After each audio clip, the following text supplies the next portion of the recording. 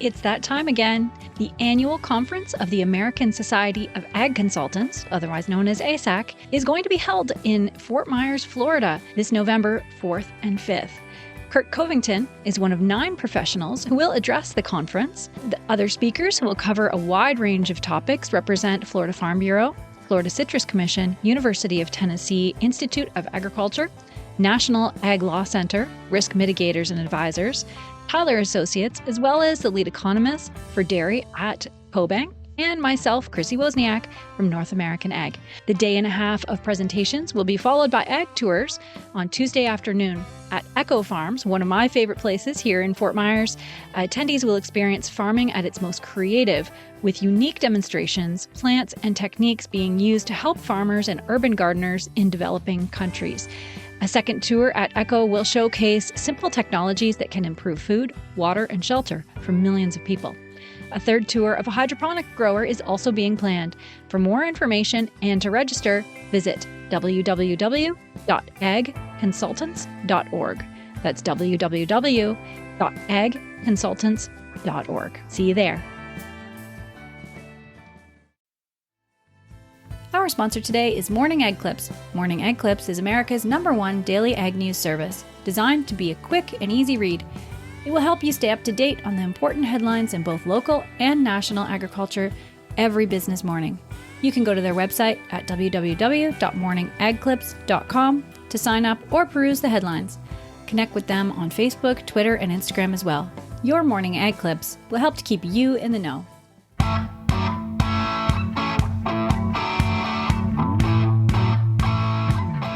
Welcome to the North American Ag Spotlight. I'm Chrissy Wozniak. My guest today is from Toulouse, France, and has been working in agricultural robotics since 2014.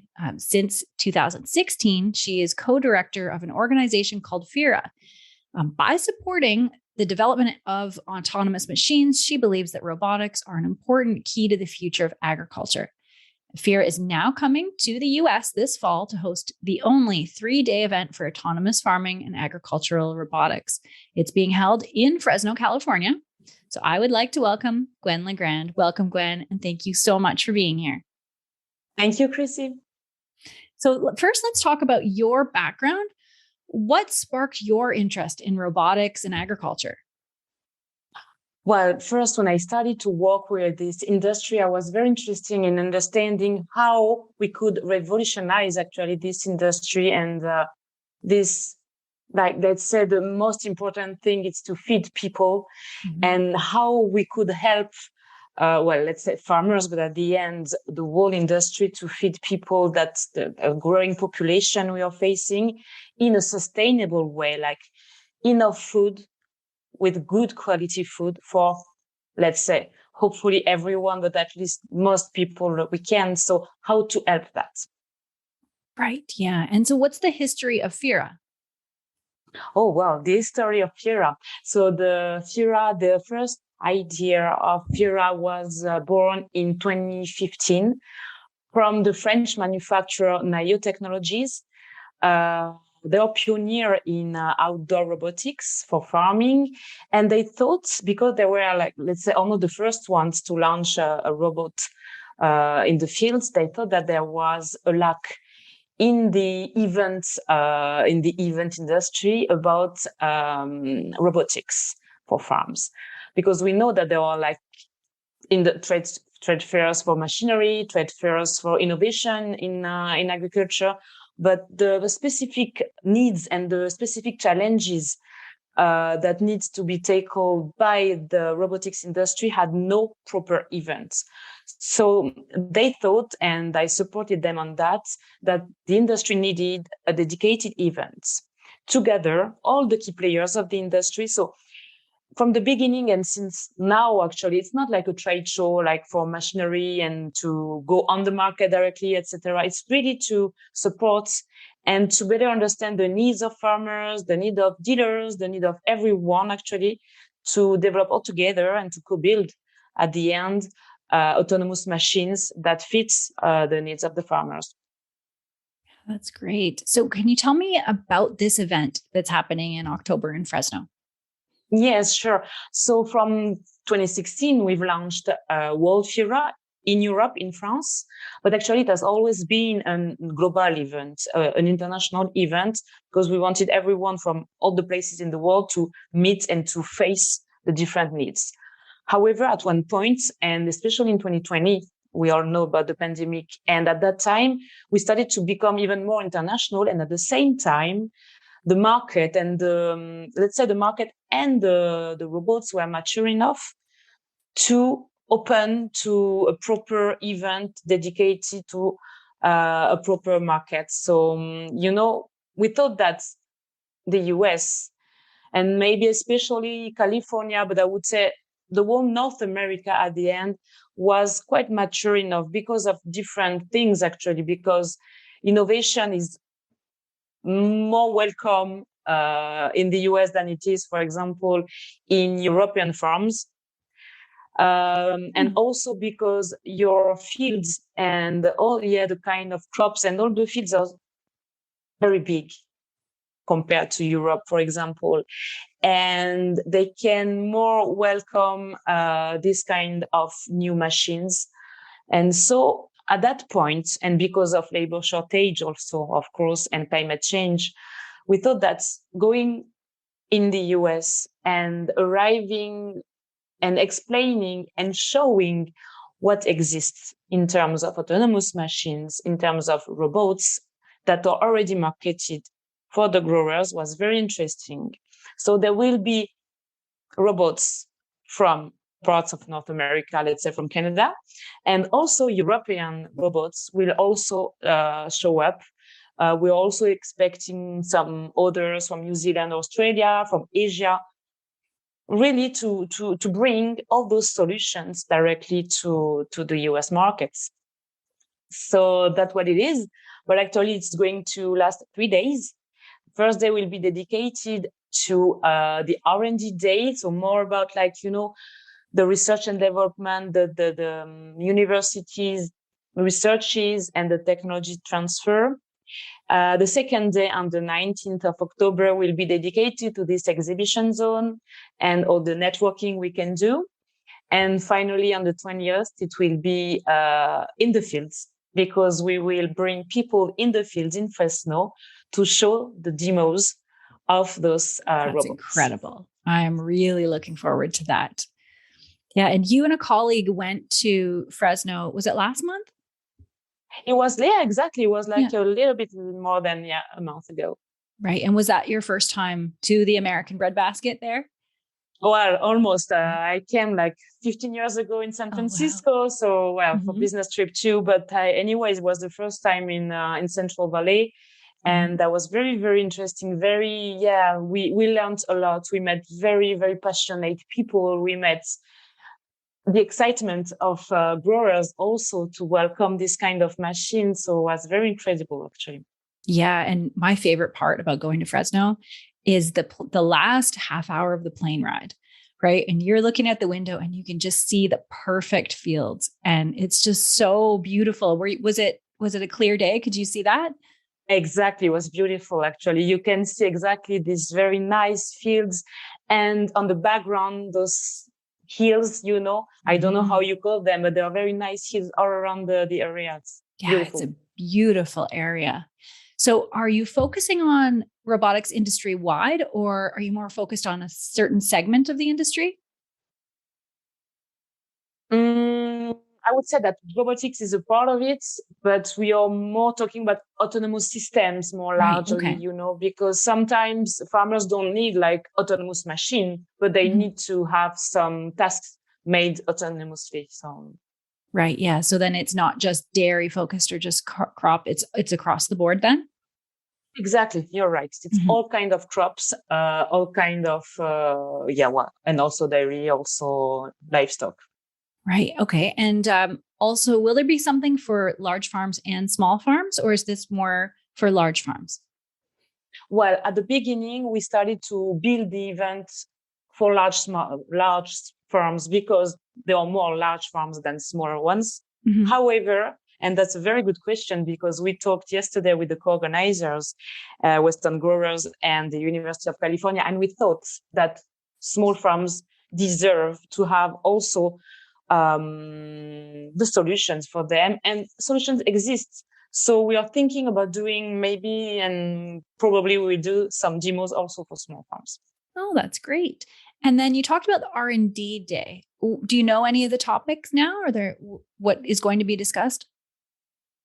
Well, they are online. I can give you the website because everything is online, Sure, and yeah. we will have some kind of, keynotes and very, very key speakers to highlight R&D, and also those lightning talks coming from actually the call for abstracts that we've just launched today, actually. The call for abstracts for researchers to send their abstract and to probably eventually present their papers during this Wow. R&D day on the first day. Yeah. Great. And then for the in-field demo day, what's the format? Are people getting on a bus and traveling? Is it the local farms around Fresno? Yes, exactly. Actually, this is a Fresno State Farm Mm-hmm. who is welcoming the demos on their site. So it's a campus Perfect. farm, and they're all managing the crops and all the logistics to welcome the robots on the best condition they can. And so, yeah, you're right. Actually, buses will come from the convention center to the field. So like 10, 15 minutes drive, and bring people, the participants to the fields. And we will like walk or drive around the different fields around that area. Wonderful. And are there still openings for exhibitors to participate? Yes, sure. Everything is still open. There are already many exhibitors that can be seen on the website, Mm-hmm. and many robot manufacturers, also with the technology suppliers, because that's a very important also input for the industry to see that technology is developing to support these new machines in the fields. And you're right, actually, the exhibition zone is still open to exhibitors. Okay. All right. That's good. And who is the ideal farmer attending this event? The farmer that says, I have to be here. The ideal farmer, I would say a farmer who has a big issue that he can think that autonomous machine can resolve. He doesn't need to be convinced. Mm-hmm. And I think that's even better if he's not convinced yet. If he has labor shortage, if he thinks that he can grow he can produce on a more sustainable way thanks to these robots, I think he can discover many interesting solutions that are existing today, and that maybe he can also give his feedbacks to the robot manufacturers to help them improve and to help them develop the right machine for them. Great. And I saw on your website you have FIRA Connect. Is that a virtual event? Yeah, exactly. Actually, that's a virtual platform on which all the community of FIRA can meet, because that's the kind of social network. People can go there, meet, discover some, let's say, job offers, the robots. They can also watch the replays of the last edition of FIRAs. So it's like, a very communitary, let's say, platform online that's open all year long, and that's you can log in for free. Great. Yeah, we'll include links to that as well in the show notes. And I've seen incredible advances in technology lately, especially. What is the most revolutionary new product that you've seen so far? The most revolutionary machine. Actually, each of them is quite incredible. I would say when you think that a machine can recognize a crop from a weed, for example, that's something that you think it's incredible, because when you think about, let's say, a lettuce on a very early stage,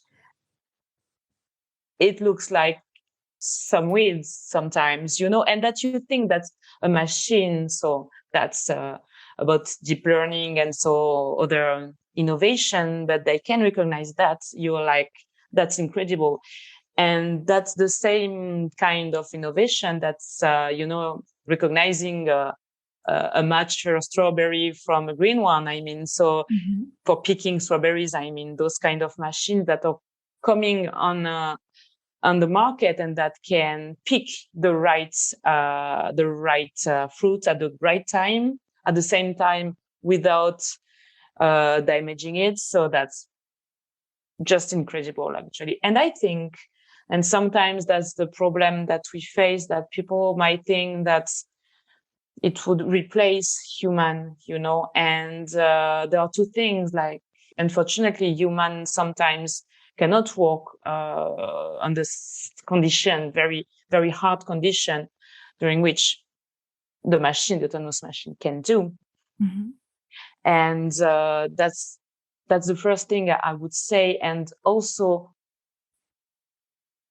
that's interesting to think that human can also get a higher level of knowledge and of activity in their job than being like, picking the strawberries, for example, in the fields. That's very hard, but it can be coordinating the robots also, and it can do other more interesting things for the producer at the end.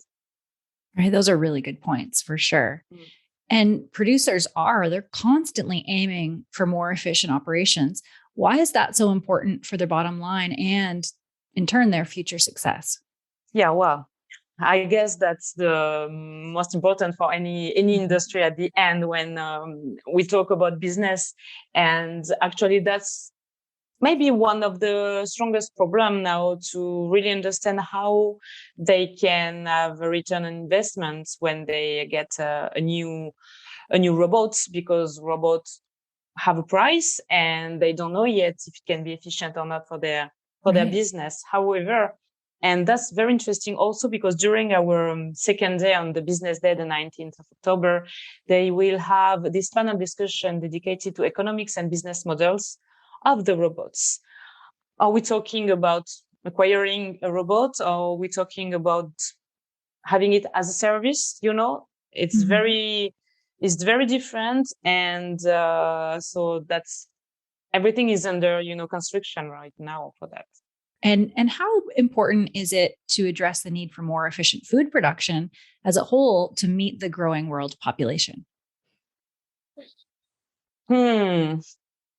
That's the whole point, I think. And I was, again, I was reading an article about John Deere autonomous tractor and this autonomous system they are building. They are all aiming to feed the population. And I think that's maybe the greatest challenge. And that's why I'm so involved in this industry, because what's most important than, supporting this food industry, and that's the first level. I mean, producers are on the first level, but then all the value chain has to be complementary and go on the same way for that. So where can people find you to register for both producers and exhibitors? Well, they can go on the website. It's FIRA-agtech.com. And on this website, you will have two entrances, actually. There is this platform, FIRA Connect, but there is also the FIRA USA. They can go there to register. There are different fees depending on the typology. So it's like we have special prices for growers, for example, for 3 days. So they can go there, and they can also follow us on the socials. Perfect. And I have one last question for you. What are you most passionate about? So why do you serve this industry? I think we've mentioned it several times. It's really about helping to feed the population on a sustainable way. And I believe robotics is part of the solution. And I'm also sure that it's not the only one. There are many other solutions, and it's not only about how to produce food.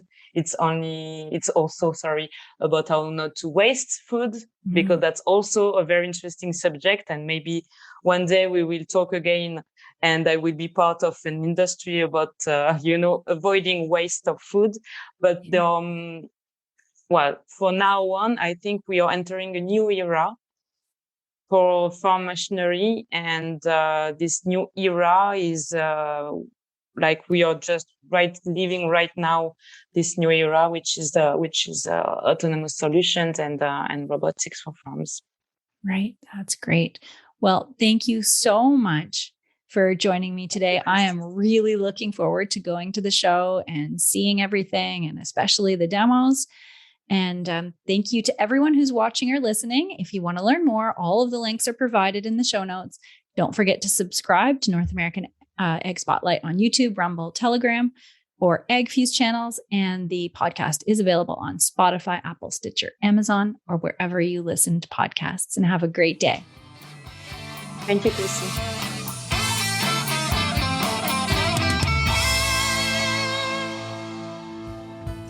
Thanks so much for listening to today's Ag Spotlight episode, where we put the spotlight on people and companies doing great things for the agricultural industry. Don't forget to subscribe on Apple, Amazon, Spotify, Stitcher, or on your favorite podcasting platform, and give us a 5-star review. You can also follow us on YouTube and Rumble to see the video version of Ag Spotlight. Also, head on over to NorthAmericanAg.com to subscribe to our Industry Connect update newsletter. If you're interested in advertising opportunities, email us at connect@NorthAmericanAg.com. Thanks for listening.